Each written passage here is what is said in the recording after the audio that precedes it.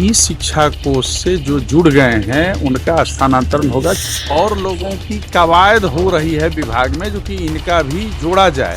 हम लोगों ने प्रयास किया था, हालांकि बहुत विलंब हो रहा है, ये दुखद है। उनका स्थानांतरण होना है, चाहे किसी भी पद पर कार्यरत। सभी का मांग किया था कि सभी को एक साथ इकट्ठा ट्रांसफर कर दी जाए। निश्चित रूप से आने वाले समय में उनका भी सरकार की तरफ ध्यान रखा जाएगा। जो पॉलिसी बनी है सेकेंड फेज में जो ट्रांसफर की जो बात आएगी तो निश्चित रूप से उनको भी इनकॉर्पोरेट किया जाएगा। कंप्यूटर शिक्षक का मतलब होता है टाइपिस्ट वाले और डाटा एंट्री वाले होते हैं, लेकिन ये परसेप्शन अब बदलना होगा और हम लोग मिलकर इस परसेप्शन को बदलेंगे। नमस्कार, आप देखना शुरू कर चुके हैं लाइव छुट्टीज को। मेरा नाम अभिषेक है। शिक्षकों के ट्रांसफर पोस्टिंग में बड़ा पेच फंस गया है। शिक्षकों के ट्रांसफर पोस्टिंग में नियमित शिक्षकों का ट्रांसफर पोस्टिंग नहीं हो पाएगा क्या लाइब्रेरियन का ट्रांसफर पोस्टिंग नहीं हो पाएगा? क्या पुस्तकालय अध्यक्षों का ट्रांसफर पोस्टिंग नहीं हो पाएगा? क्योंकि जो ऐप है उसमें इनके बारे में जानकारी नहीं है। इसको लेकर जेडीयू के एमएलसी ने क्या कुछ कहा है, साथ ही साथ बीजेपी के एमएलसी ने क्या कुछ कहा है, आप पहले वो सुनिए। तो पोस्टिंग में एक पेच फंस गया है।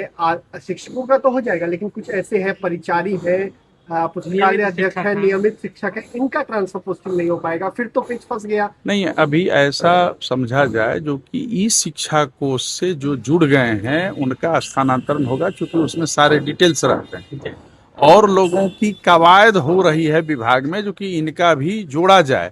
मूल संचिका में उन लोगों का भी बढ़ा था। हम लोगों ने प्रयास किया था, हालांकि बहुत विलंब हो रहा है, ये दुखद है, लेकिन ट्रांसफर होगा उन लोगों का भी। विद्यालय में जितने भी हैं उनका स्थानांतरण होना है, चाहे किसी भी पद पर कार्यरत। अच्छा, एक बड़ी समस्या है, आप लोगों ने ही कहा था, ई शिक्षा कोष ऐप में कहीं कहीं गड़बड़ी पाई गई। आप लोगों ने पहले इसकी शिकायत की थी। ई शिक्षा ऐप से ट्रांसफर हो पाएगा सही से? नहीं, ट्रांसफर तो होगा। देखिए, वो तो ट्रायल होता है, ट्रांसफर होगा और गड़बड़ियां अगर होगी तो उनको भी दूर किया जाएगा। ये तो मशीन है, एक तरह से सॉफ्टवेयर है। अगर ऐसा कुछ भी होगा तो उन गड़बड़ी को विभाग को दूर करना है, क्योंकि सॉफ्टवेयर बनाने में कहीं कहीं ये खामियां भी आती हैं। इनकी नीति बन गई है, लेकिन पेज तो फंस गया। सभी शिक्षकों का ट्रांसफर तो नहीं हो पाएगा। नियमित शिक्षक का नहीं है इसमें, साथ ही साथ परिचारी का नहीं है, लाइब्रेरियन का नहीं है। आप लोग पॉलिसी तो बन गई, लेकिन फिर तो छूट गया। देखिए, ऐसा है कि जिन लोगों के लिए पॉलिसी बना है और जिन लोगों के लिए पॉलिसी नहीं बना है, हम तो ये आपके माध्यम से कहेंगे कि जिन लोगों के लिए पॉलिसी अभी नहीं बना है वो संतुष्टि रखें अपने मन में। निश्चित रूप से आने वाले समय में उनका भी सरकार की तरफ से ध्यान रखा जाएगा। जो पॉलिसी बनी है उस पॉलिसी में जितने लोगों का ट्रांसफ़र होना है वो तो पहले हो जाए और सेकेंड फेज में जो ट्रांसफ़र की जो बात आएगी तो निश्चित रूप से उनको भी इनकॉर्पोरेट किया जाएगा। क्या लगता है, अधिकारियों ने सही से नहीं बनाया? इतना समय देखिए, ये हम कह सकते हैं कि अधिकारियों को इन बातों को ध्यान रखना चाहिए था, क्योंकि हम लोगों ने जब विभाग से बात किया, माननीय मंत्री से बात किया, अधिकारी से बात किया और पत्र भी लिखे तो सभी का मांग किया था कि सभी को एक साथ इकट्ठा ट्रांसफर कर दी जाए, ताकि ये बार बार परेशानी और जो आ रही है वो परेशानी खत्म हो। चूंकि पूरे बिहार से सैकड़ों फोन आते हैं ट्रांसफर को लेकर कि भाई लंबे समय से हम लोग 200 किलोमीटर 400 किलोमीटर दूरी पर हम लोग हैं, तो हम तो ये मान के चल रहे हैं कि जितनी ट्रांसफर अभी हो रही है और जो बचा हुआ है, बाकी बचे हुए जो सेगमेंट हैं उस सेगमेंट में भी अगला आने वाले समय में ट्रांसफर होगा। उसके लिए हम लोग फिर से बात करेंगे, माननीय मंत्री और विभाग के जितने भी लोग हैं उन लोगों से बात करके उसको भी हम लोग करवाने का काम करेंगे,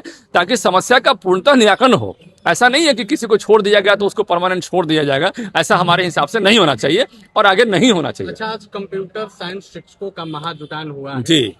10 साल बाद भी कंप्यूटर शिक्षक जो है, साइंस शिक्षक हैं, इनको इनसे काम नहीं लिया जा रहा है, इनको काम दिया जा रहा है। देखिए, कॉमन परसेप्शन जो बना दिया गया था इन लोगों के प्रति कि ये कंप्यूटर शिक्षक का मतलब होता है टाइपिस्ट वाले और डाटा एंट्री वाले होते हैं, लेकिन ये परसेप्शन अब बदलना होगा और हम लोग मिलकर इस परसेप्शन को बदलेंगे। एक एमसीए किया हुआ व्यक्ति जो है पहले ग्रेजुएशन करता है, तब मास्टर ऑफ कंप्यूटर एप्लीकेशन करता है। एक जो है एमटेक किया हुआ व्यक्ति जो है पहले बेसिक एजुकेशन पूरा करता है, पहले वो ग्रेजुएशन पूरा करता है, तब जाके एमटेक का डिग्री लेता है। ऐसा नहीं है उनकी डिग्री में कोई कमी है।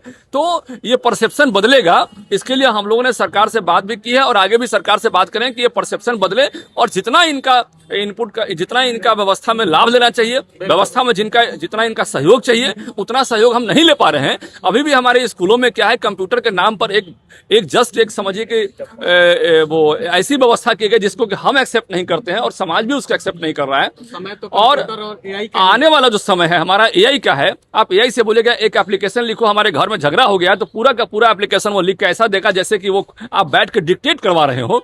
जमाना AI का है, हम लोग बहुत आगे बढ़ चुके हैं और हमारे प्रधानमंत्री माननीय आदरणीय मोदी जी जो है वो डिजिटल इंडिया को प्रमोट लगातार करते रहते हैं। तो ऐसे समय में हम कंप्यूटर एजुकेशन को निश्चित रूप से मुख्य धारा से जोड़कर आगे बढ़ाने का काम करेंगे। मंत्री जी से आप बात करेंगे इनके लिए? निश्चित रूप से हम माननीय मंत्री और माननीय मुख्यमंत्री से दोनों से बात करेंगे कि कंप्यूटर एजुकेशन को मुख्य धारा से जोड़कर इसको हम लोग जो है व्यवस्था में सहयोग के रूप में लें और इनको भी उन्हीं शिक्षकों की तरह लें जैसे अन्य शिक्षक हमारे यहाँ हैं और हमारे यहाँ जैसे अन्य प्राध्यापक हैं, शिक्षक हैं, उन लोगों की तरह इनको भी ट्रीट किया जाए। तो आपने सुना कि जेडीयू और बीजेपी के एमएलसी की ओर से क्या कुछ कहा गया, किस तरीके से बड़ा पेच फंसा है, लेकिन इसका समाधान कराया जाएगा। अधिकारियों और मंत्री से बातचीत हुई है, जल्द इस पर फैसला लिया जाएगा। बने रहिए लाइव छुट्टी के साथ, हमारे यूट्यूब चैनल सब्सक्राइब करिए। धन्यवाद।